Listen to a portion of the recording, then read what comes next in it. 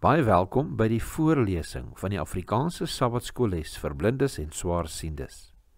Hierdie lesse word voorsien deur die Wêreldkonferensie van die Sewende Dag Adventiste Kerk. Die voorlesing van die les word aan u gebring deur SSL in samewerking met Adventiste Wêreldradio Afrikaans en word voorgelees deur Marlena Nel.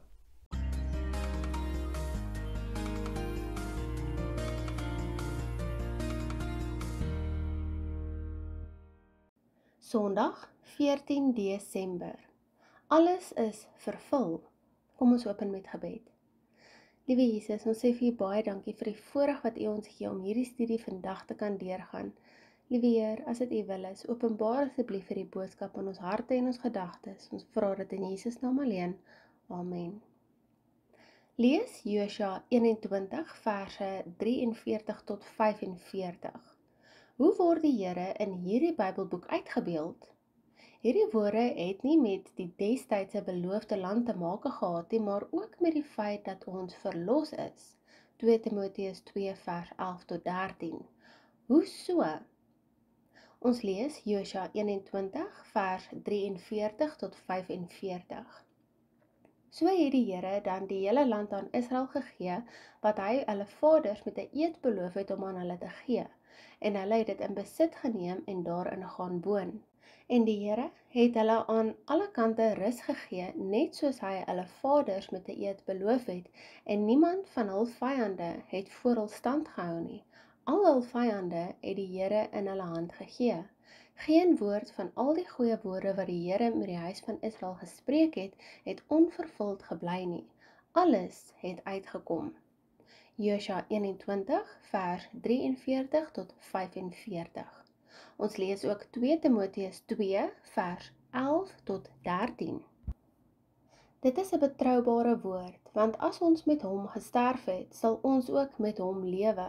As ons verdra, sal ons met hom regeer. As ons hom verloon, sal hy ons ook verloon. As ons ontrou is, hy bly getrou. Hy kan homself nie verloon nie. 2 Timoteus 2 vers 11 tot 13. Hierdie verse vorm die hoogtepunt van die boek Josua en is ook 'n teologiese samevatting daarvan. Dit onderstreep een van die hooftemas in hierdie vertelling: Jahwe se verbondsgetrouheid. Die feit dat hy sy beloftes nakom en sy ede gestand doen. Hierdie kort afdeling som ook alles wat tot dusver in hierdie Bybelboek gesê is op. Hoofstuk 21 vers 43 maak melding van die toewysing van die grondgebied aan die onderskeie stamme van Israel en die bewoning van die land, wat in hoofstukke 13 tot 21 behandel is, terwyl hoofstuk 21 vers 44 op die oorwinning wat oor die vyand behaal is en hoe die volk beheer oor die land verkry het, wat in hoofstukke 1 tot 12 behandel is. Die invalshoek van die hele oorsig is God se getrouheid. Die Israeliete moes dus altyd die volgende in gedagte hou. Hulle kon nooit die oorwinnings wat oor die vyand en met betrekking tot grondgebied behaal is as 'n verdiende erfenis vier nie, maar uitsluitlik as 'n geskenkte erfenis omdat God sy geloftes teenoor hulle nagekom het. Hy het aan Israel die hele land gegee en het al hul vyande in hul mag oorgegee. Ja, al die goeie dinge wat die Here vir Israel beloof het, elkeen van hulle het gebeur, soos gelees in Josua 21 verse 43, 44 en 45. Die herhaaldelike gebruik van die Hebreëse woord kol in die verbuigde vorm, wat in die Afrikaans is al of julle en elkeen vertaal is, word 6 kere binne die bestek van die 3 verse gebruik in Josua 21 vers 43 tot 45. Hierdie herhaling beklemtoon opnuut die waarheid dat die land 'n geskenk van Jahwe is en dat die eer daarvoor nie Israel toekom nie. Dit wys dat God wat plegtig beloof het om die land aan hulle te gee en wat uiteindelik al hul vyande in hul mag oorgegee het. Al die volk se sukses moes uitsluitlik aan God en aan sy inisiatief en betroubaarheid toegedig word. Dit is ewe waar betreffende ons verlossing.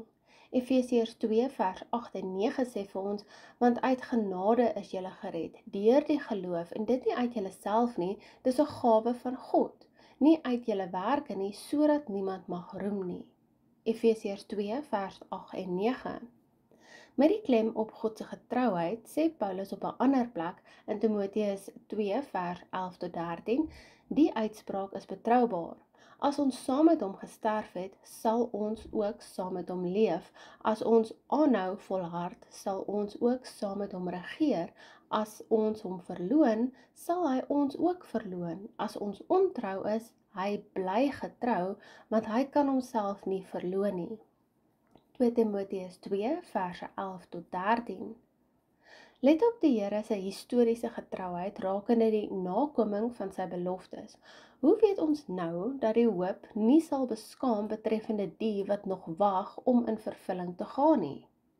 Ons lees 1 Korintiërs 10 vers 13. Geen versoeking het julle aangegryp behalwe 'n menslike nie, maar God is getrou, wat nie sal toelaat dat julle bo julle kragte versoek word nie, maar hy sal saam met die versoeking ook die uitkoms gee, sodat julle dit sal kan verdra. 1 Korintiërs 10 vers 13. Ons lees en sluit af met 2 Korintiërs 1 vers 18 tot 20. Want die Seun van God, Jesus Christus, wat deur ons onder julle verkondig is, deur my en Silvanus en Timoteus, was nie ja en nee nie, maar was ja in hom. Want hoeveel beloftes van God daar ook mag wees, in hom is hulle ja en in hom. Amen. Tot heerlikheid van God deur ons. 2 Korintiërs 1 vers 18 tot 20.